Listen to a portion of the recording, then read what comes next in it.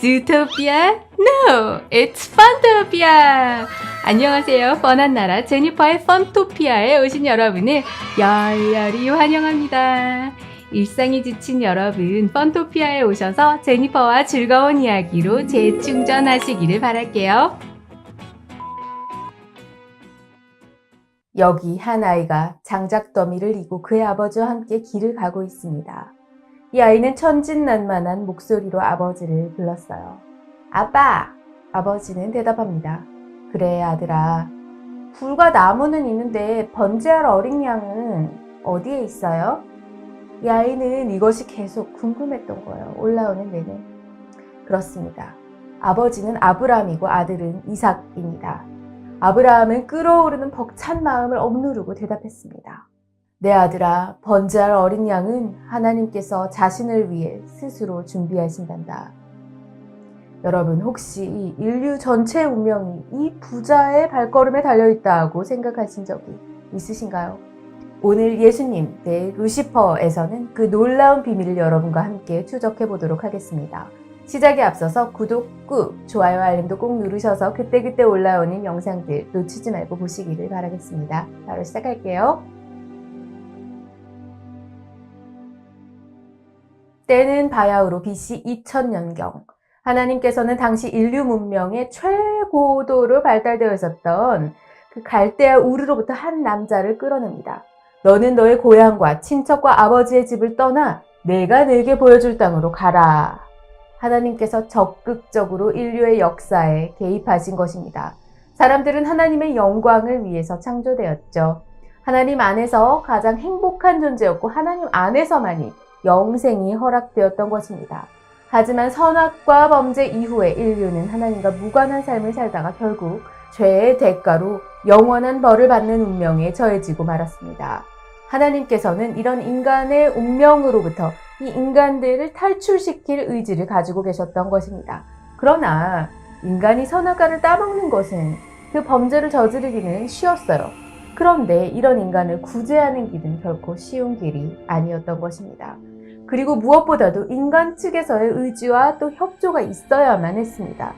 왜냐하면 하나님께서는 인간에게 자유의지를 허락하셨고 그것을 존중하셨기 때문입니다. 그렇기 때문에 인간이 이를 거절한다면 하나님의 인류 구원 프로젝트도 진행되기 어려운 것이었죠. 우리는 자유의지를 가졌고 로봇 같은 존재가 아닌 거예요.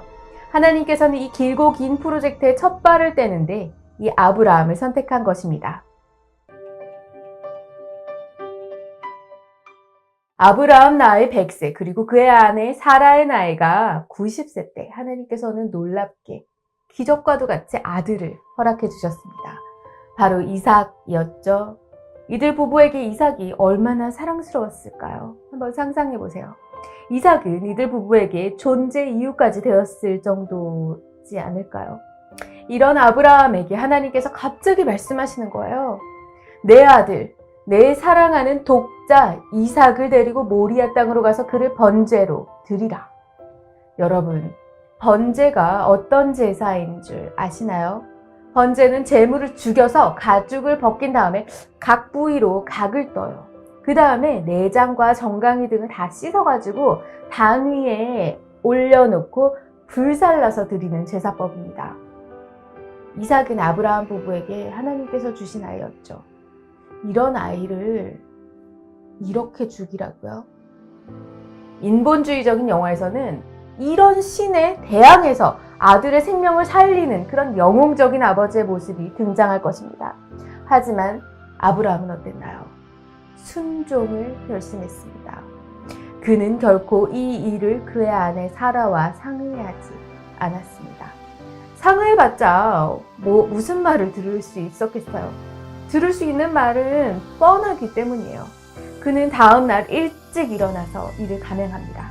늦어지면 늦어질수록 자신의 마음이 약해질 것을 알았기 때문입니다.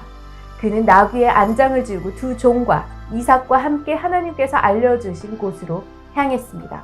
3일째가 되어 그들은 모리아 산에 도착했습니다.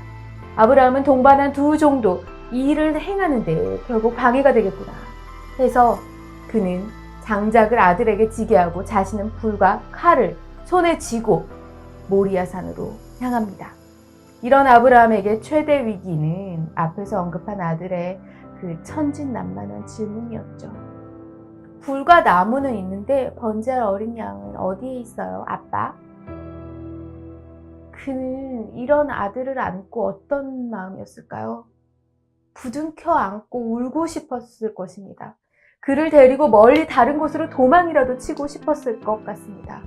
그러나 그의 마음속엔 하나님의 말씀을 어기는 것은 내 하나님께 할 도리가 아니다 라는 울림으로 억눌렀던 것입니다. 드디어 번제 장소에 도착한 아브라함은 제단을 쌓고 이제 나무를 벌려놓았습니다. 그리고 그는 그의 아들 이삭을 결박해서 제단 나무 위에 놓고 손을 내밀어서 칼을 잡고 아들을 잡으려고 한 것입니다. 아브라함이 이삭을 바쳤을 때 그 이삭의 나이는 정확히 성경에 나와 있지는 않습니다. 그런데 전후 맥락을 고려한다면 17세부터 37세까지 추정이 가능합니다.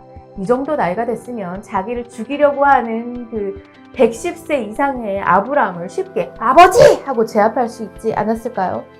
이삭은 아버지를 어떻게 했나요? 칼 잡은 아버지의 손을 뿌리치며 말했을까요? 이게 미쳤네. 아빠가 하나님을 잘 믿는 거 좋다고 합시다. 하지만 종교가 먼저입니까? 사람이 먼저입니까? 나 아들인데 이거 다 우리 잘 먹고 잘 살자고 하는 짓 아닙니까? 만약에 이렇게 했다면 전 인류의 운명은 어떻게 되었을까요? 하지만 이삭도 눈을 꼭 감고 아버지 아브라함의 칼을 맞으려고 한 것입니다. 이 종교의 눈이 먼 아버지와 좀 모자란 아들 아닌가요? 이런 부자의 미친 짓을 말린 것은 다름 아닌 하나님께서 보낸 사자였습니다. 그는 당황해서 아브라함의 이름을 2번이나 부릅니다.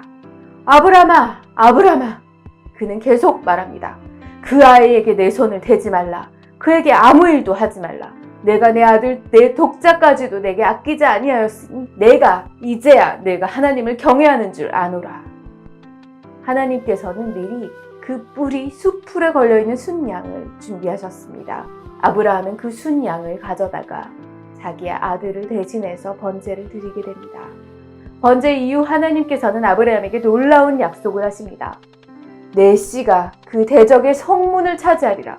또 내 씨로 말미암아 천하 만민이 복을 받으리니 이는 내가 나의 말을 준행하였음이니라.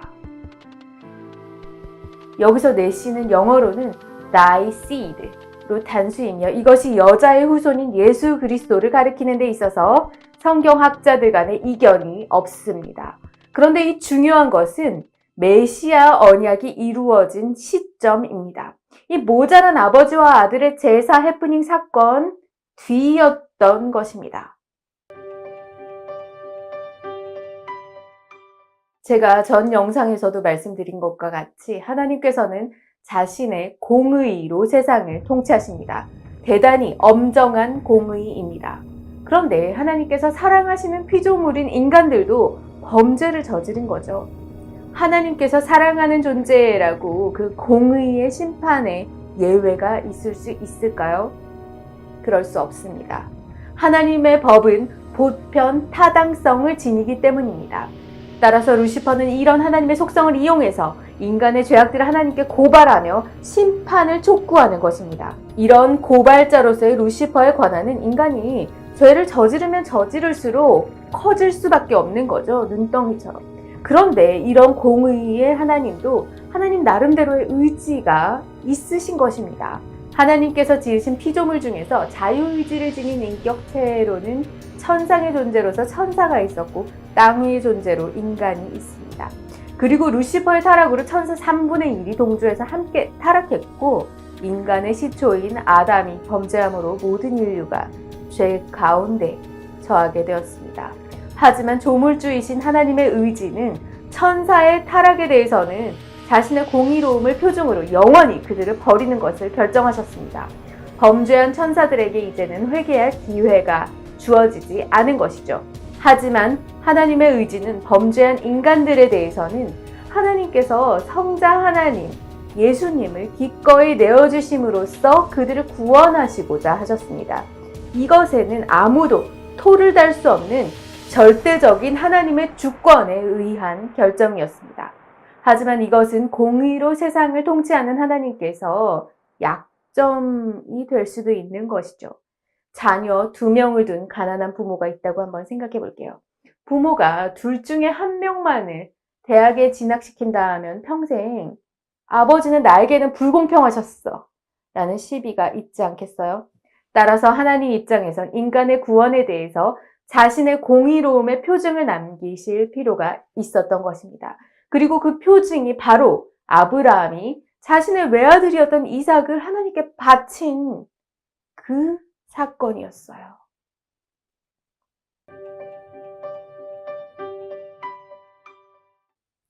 이에 하나님은 인간의 대표자를 선택하십니다.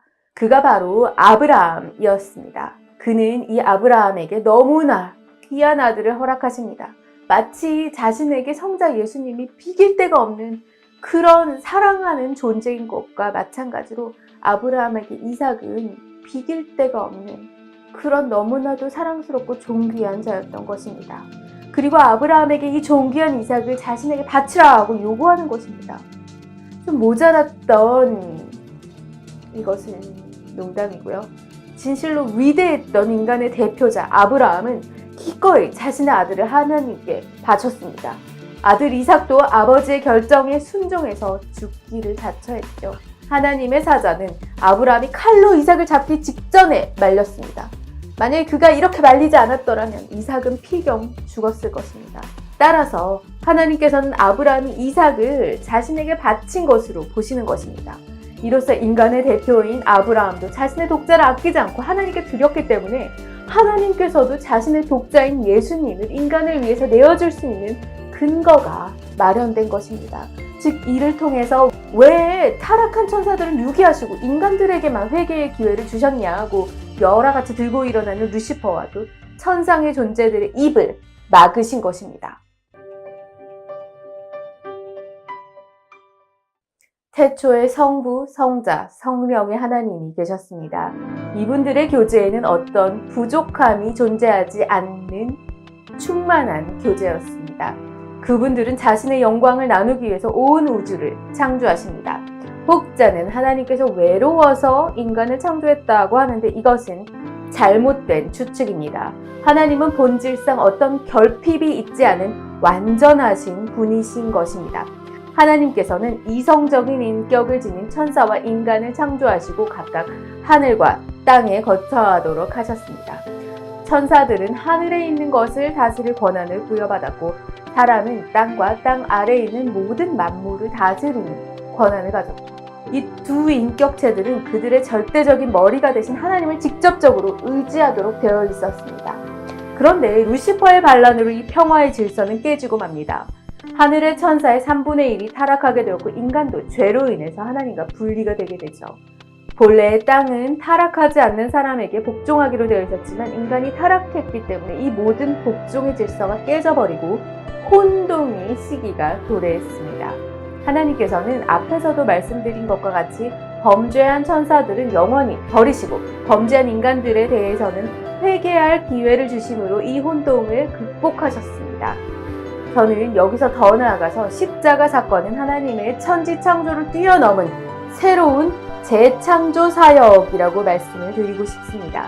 제가 하나님의 천지 창조를 뛰어넘는 사건이라고 말씀드리는 이유는 첫째, 하나님의 인격적인 관여가 있었으며 둘째, 위대하신 하나님이 스스로 자신을 낮추셔서 이룩한 일이기 때문이고 셋째, 그 파급 효과가 전 우주적으로 발생했기 때문입니다. 십자가 사건 이전에는 천상의 인격체인 천사와 땅 위의 인격체인 인간은 서로 분리가 돼서 하나님을 직접적으로 의지하게 되어 있었죠. 하지만 그 후에 루시퍼의 타락으로 죄가 들어오면서 천상의 존재와 지상의 존재에 하나님을 의지하는 방식에 큰 변화가 생겼던 것입니다. 이에 하나님께서는 십자가 사건으로 이 천상의 존재와 땅 위의 존재를 하나로 통합하신 것입니다. 즉 지금까지 분리되었던 천상의 것들과 땅 위에 있는 것이 하나의 통치로 통합이 된 것입니다. 그리고 이 통합의 중심이 바로 예수 그리스도, 예수님이 된 것이죠. 하늘에 있는 것이나 땅에 있는 것이 다 그리스도 안에서 통일되게 하려 하심이라. 만물, 곧 땅에 있는 것들이나 하늘에 있는 것들이 그로 말미암아 자기와 화목하게 되기를 기뻐하시니라. 십자가 사건으로 온 만물의 대통합이 이루어진 것입니다. 만물은 말 그대로 all things, 모든 것, 모든 피족의 전체를 가리킵니다. 이제 예수 그리스도는 만물보다 크시며 만물의 존재 이유이시며 만물을 존재하게 하는 힘이 되신 것입니다. 만물의 어떤 존재도 예수 그리스도를 통하지 않으면 하나님 앞에 나아갈 길이 전혀 없는 것입니다. 여러분, 예수 그리스도가 만물보다 크다는 사실이 실감이 나시나요? 여러분에게 아무것도 없어도 여러분에게 예수님이 계시다면 여러분은 세상의 모든 것을 가진 자보다 많이 가진 자, 부자입니다. everything에서 지저스를 빼면 nothing입니다. 그렇지만 nothing에서 지저스를 더하면, 예수님을 더하면 everything, 그 모든 것입니다. 여러분 모두가 이 놀라운 비밀의 소유자가 되시기를 바라겠습니다.